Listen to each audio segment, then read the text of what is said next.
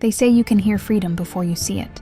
In Vietnam, that sound was the UH-1 Huey, a thunderous whoomp whoomp whoomp that meant somebody's day was about to get better, or a whole lot worse. Introduced in 1962, this helicopter didn't just change warfare, it rewrote the damn rulebook and set it on fire.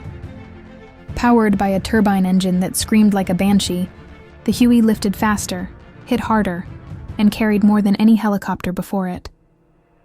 Early models hauled medevac casualties. The next versions carried troops. Then somebody asked the dangerous question, what if we strapped guns to it? And just like that, the Huey became one of the most feared helicopter gunships on Earth. Vietnam's jungle wasn't a battlefield. It was a maze designed to eat armies alive. Roads were ambush traps, armor bogged down in mud. The enemy controlled the trees. But the Huey didn't care about trees. It flew over everything, dropping soldiers onto hilltops, pulling wounded men out of bamboo choke points, and hosing enemy positions with rockets and door gun fire that sounded like ripping canvas. Grunts on the ground called it Angel when it came for casualties, and Death when it came loaded with machine guns. Sometimes it was both at once. Huey medevacs shattered casualty numbers the military thought were impossible to beat. Wounded troops reached surgical units in minutes instead of hours. Survival rates soared. Soldiers swore the rotors sounded like home, but the Huey wasn't perfect. If you stood too close to the tail, it would turn you into confetti.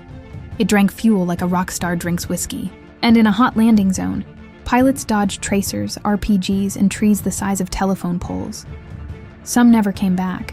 Others came back smoking, leaking, and covered in holes, and still refused to shut down the engine until the wounded were unloaded. By 1965, the Huey was more than a helicopter. It was the beating heart of air cavalry.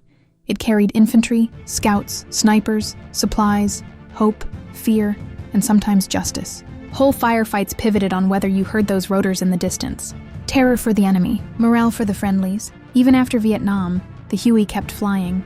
In disaster relief, firefighting, rescue missions, and training facilities worldwide. Decades later, the sound still triggers goosebumps in veterans. You don't forget the ride that got you home. When people talk about helicopter warfare, they don't start at the beginning. They start with the Huey, the bird that turned vertical lift into vertical dominance. It didn't just fly into hot zones. It dragged the entire concept of mobile warfare into the future, kicking and screaming. And if you ever hear that rotor beat echoing across the tree line, you know help is coming, and hell is coming with it. If you like this content, don't forget to like, share, and subscribe. Smart history for dumb times. And if you'd like to buy me a coffee, click the link in my bio.